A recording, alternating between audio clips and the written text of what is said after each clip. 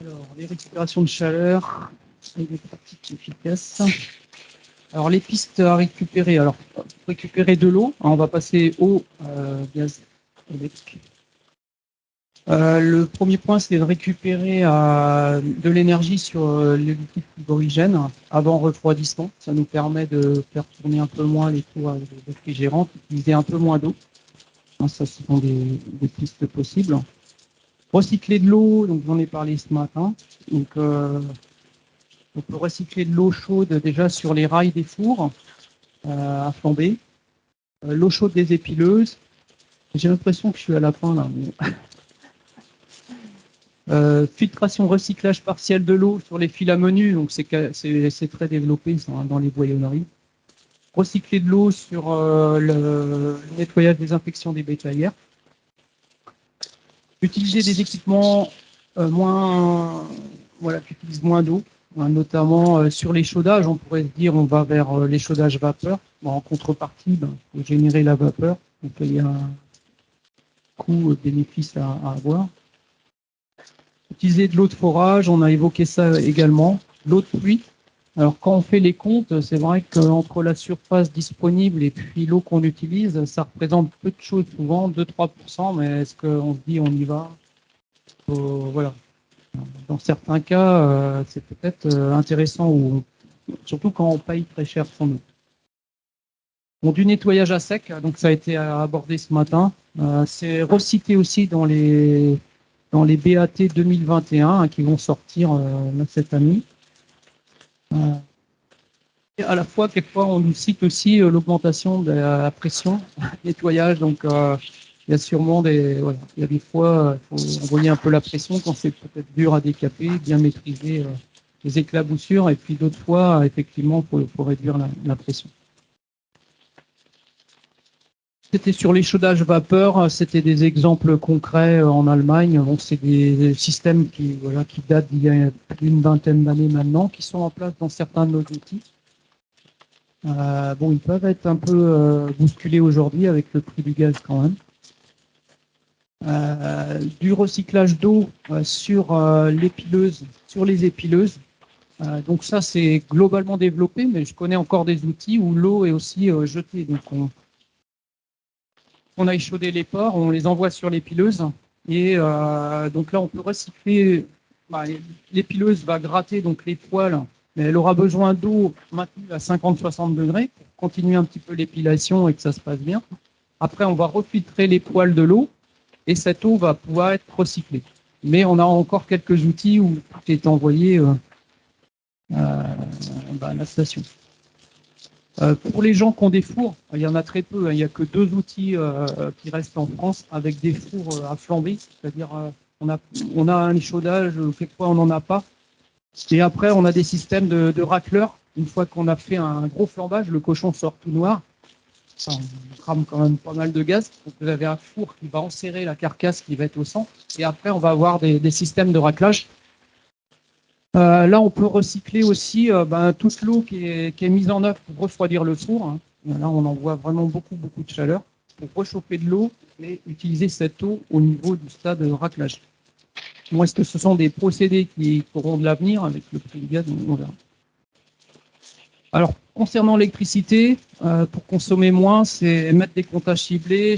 On a déjà évoqué ça.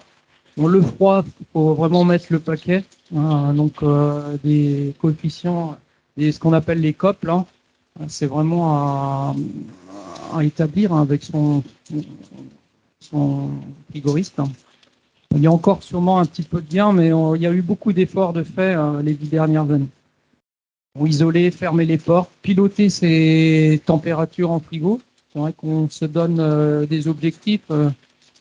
Si l'énergie augmente, si on est bon en bactériaux dès le départ sur la chaîne, on peut se permettre de diminuer les températures plus doucement. Il y a sûrement des optimums à trouver. Peut-être qu'aujourd'hui, on cartonne dur et on a peut-être un peu différentes raisons. On est sûr de notre process, mais peut-être des choses à optimiser. Les nouvelles techniques de supervision des installations, on en a parlé ce matin. Je ne reviens pas là-dessus. Préchauffer l'eau sanitaire via des échangeurs. sur les groupes froids, alors ça, c'est beaucoup développé. Mais tout le monde n'est pas encore équipé, donc il y a encore pas mal d'énergie à récupérer là-dessus. Donc, voilà.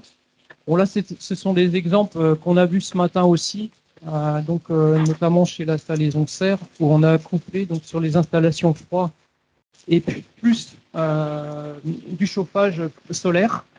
Hein, on arrive à produire en fin de compte de l'eau souvent à 30-45 degrés, qu'on peut remonter un petit peu, mais là, on n'a plus besoin de beaucoup de gaz pour remonter cette température sur des portions de circuits où il faut de l'eau très très chaude.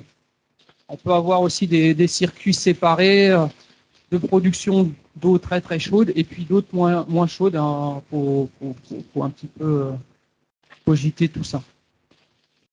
Alors, échangeur, stockage d'eau.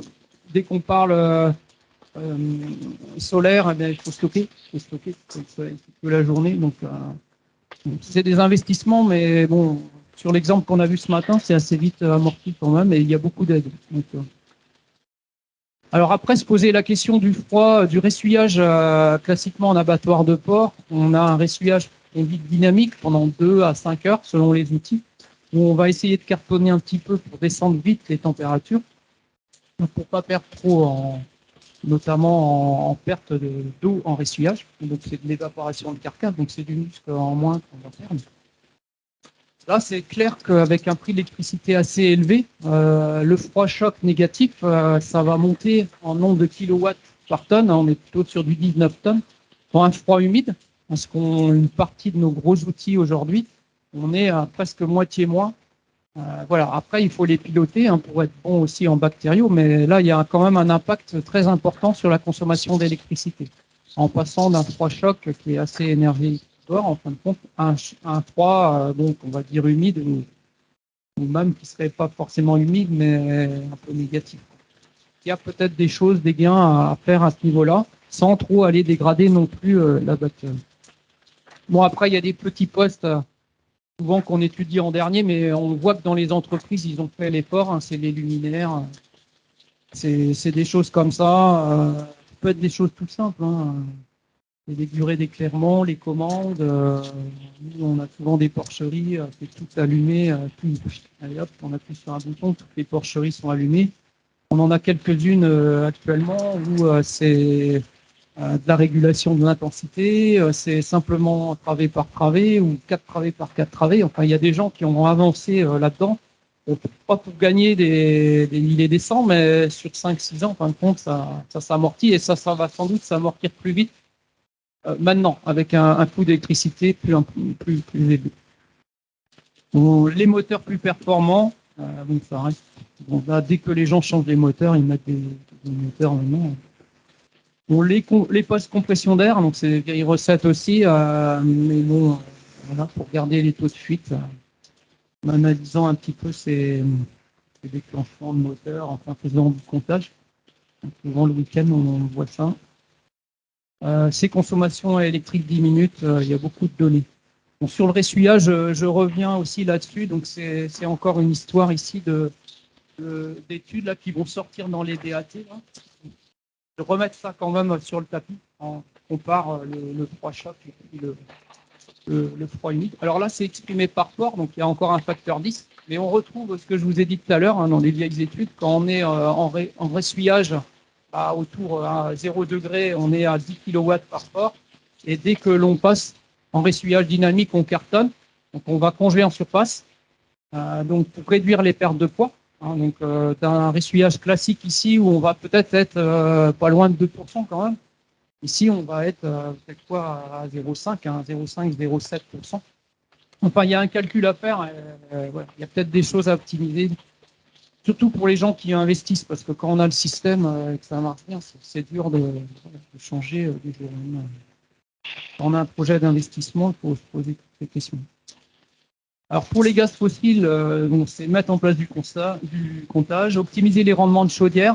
Bon, là, globalement, ça a été fait, mais il y a encore quelques chaudières où on peut optimiser. Réchauffer l'eau sanitaire, et voilà, des échangeurs. Récupérer sur les fours à flamber, les systèmes froids, quelquefois, les gens qui font de la cogénération, automatiquement, ils récupèrent la chaleur. Pensez à des pompes à chaleur sur les stations. Voilà. Ça, c'est pas trop développé, mais bon, on a peut-être des choses à regarder. Voilà, si l'électricité est beaucoup moins chère. En France, en tout cas, c'est sûrement intéressant demain. Pensez à des énergies renouvelables en substitution. Panneaux solaires, biomasse, graisse, géothermie, à voir. C'est vrai que si les graisses elles valent de l'or aussi, ça va forcément être intéressant quand il y a un coût bénéfice. Bon, là, ce sont des exemples de récupération sur les fumées du four à flamber. Donc ça existe. C'est pas dans tous les outils, mais dans beaucoup quand même. Hein, où on va avoir effectivement des gaz qui vont sortir des fours à flamber à 400 degrés. On peut les sortir à beaucoup moins et récupérer. Donc, il y a des serpentins, donc de l'eau qui va circuler dans ces serpentins. Donc, les fumées vont traverser les serpentins et on va récupérer ces calories pour faire, avec un échangeur, préchauffer de l'eau sanitaire. Donc, il faut faire un peu de réserve, mais c'est vrai que là, cette eau-là, on peut l'utiliser aussi tout de suite sur place. Après, sur le gaz, c'est essayer de limiter ses consommations d'eau mitigées à tous les stades. L'eau chaude, mais bon, on a besoin un minimum. Voir les histoires de buse, déclenchement des arrosages, un peu de, voilà, peut-être moins de manuel, plus de pilotage avec des électrovannes. Sensibiliser le personnel. Donc, filtrer, réutiliser l'énergie et l'eau sanitaire sur les fils à menu. Bon, ça, c'est très développé déjà. On passe là-dessus. Vidange préalable des chaudins à sec avant lavage ou orientation vers l'équarrissage. Ça, c'était dans les vieilles BAT 2005. On ne voit pas trop ça développer aujourd'hui quand même. C'est que ça doit être un peu compliqué. Ces débits, ces pressions sur ces circuits d'eau chaude sanitaire notamment. Quelquefois, réduire un tout petit peu la pression en fin de journée, ceux qui font du comptage, ça peut leur faire gagner pas mal d'eau et de gaz. On valider des méthodes de stérilisation à froid. Ça, c'est développé dans quelques outils, sans doute assez peu, mais entre chauffer de l'eau à 82 degrés pour stériliser le couteau et avec donc stérilisé à froid avec donc un produit, ça peut se défendre. Aujourd'hui, c'est possible puisque certains le font. Optimiser les temps de flobage. Alors ça, c'est vrai que c'est des vieilles études. Hein. Ça, c'est aussi 2008 dans 15 outils. Quand on voit toute la variabilité qu'on a entre deux outils sur les durées de flambage, on peut se dire qu'il va y avoir peut-être des choses aussi à optimiser, sans doute aller vers moins de flambage. Alors, vous avez le temps de flambage total, c'est l'histogramme en bleu. Donc là, par exemple, dans ceux qui sont au top, là, vraiment, les cochons sortent à moins de 3 là, en bactériaux, sans doute, mais pas sûr. Hein, ils sont à 20 secondes. Et puis d'autres, on en voit, ils optimisent tout. Et là, on est à 5-6 secondes. Voilà, c'est peut-être un peu limite.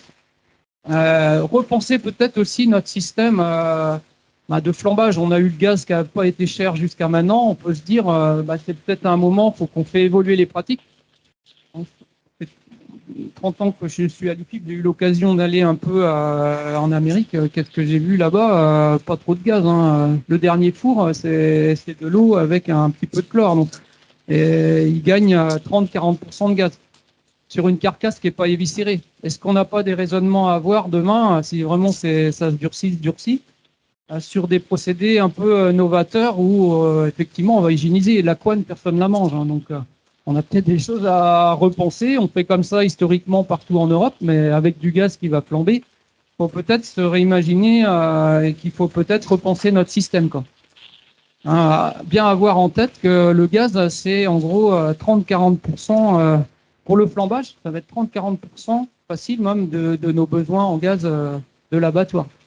Donc, à recogiter peut-être des choses si ça se durcit vraiment. Pensez énergie renouvelable sur le site. Je ne vais pas dire que ça se développe, mais il y a quand même des gros projets dans quelques outils où il y a l'abattoir, la salaison et la méthanisation. Donc, il y a quand même une utilisation sur place et ça va être super performant. Il y a au moins 2 actuellement qui ont ces procédés-là. Un à petite échelle, mais un qui va être très gros. On peut penser aux photoélectriques ou chauffage solaire, mais photoélectrique, pourquoi pas. À voir. d'incinération, c'est vrai qu'on c'est un peu tabou, c'est difficile de faire un site d'incinération. Voilà, si on a de la matière à gérer sur place, pourquoi pas. Des chaudières biomasse. Bon, en abattoir chez nous, c'est pas trop développé, mais moi, ça m'est arrivé d'aller en Espagne et ils ont des chaudières biomasse qui tournent que à certaines périodes de l'année parce que ils ont des coques de je sais pas quoi à cramer, des cultures d'olives ou je sais pas quoi. Ils ont des noyaux et ça leur coûte pas cher. Ils sont sains et voilà, ils se fournissent en énergie avec quelque chose qui est un sous-produit à côté, quoi. Avoir sûrement des réflexions un peu plus larges. Voilà, je pense que j'ai fait le tour.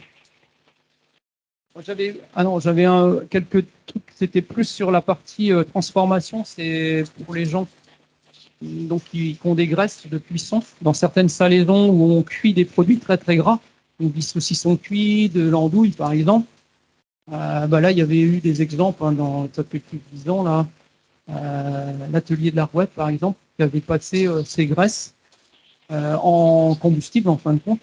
Et ça les avait fait gagner 60% sur l'énergie, mais aussi beaucoup sur les rejets de leur station. Donc ils s'étaient levé une épine du pied de façon importante. Donc en conclusion, des solutions qui sont éprouvées aujourd'hui, donc des synergies sûrement à retrouver en local, repenser un peu ces systèmes. Bon, les énergies renouvelables, c'est sûr, elles peuvent venir en substitution, ça ne va pas se faire comme ça, mais bon, à voir. Donc des solutions à inventer, à tester certainement dans les années à venir. Voilà. Merci Patrick. Donc, c'est toute une somme de solutions qui sont existantes, qui sont éprouvées, comme j'ai dit, qui peuvent être vues avec les paramètres d'aujourd'hui qui ont pas mal changé, qui sont en train de changer et qui pourraient devenir extrêmement intéressants compte tenu de l'envolée de l'énergie, du prix de l'énergie. Juste une petite question là. Les Américains donc, qui utilisent de l'eau chaude chlorée, mais à ma connaissance, c'est pas encore autorisé en France. Non, je pense que c'est même au niveau de l'Europe. Donc il y a un vrai. Bon, ça change tellement vite en ce moment. Oui, ça peut changer très vite, parce que bon, honnêtement, je vois pas trop le problème. C'est possible. Donc les Brésiliens, les Américains, les Canadiens qui exportent au Japon, c'est à fond là-dessus. Donc et ça les empêche pas d'exporter. Très bien. Voilà.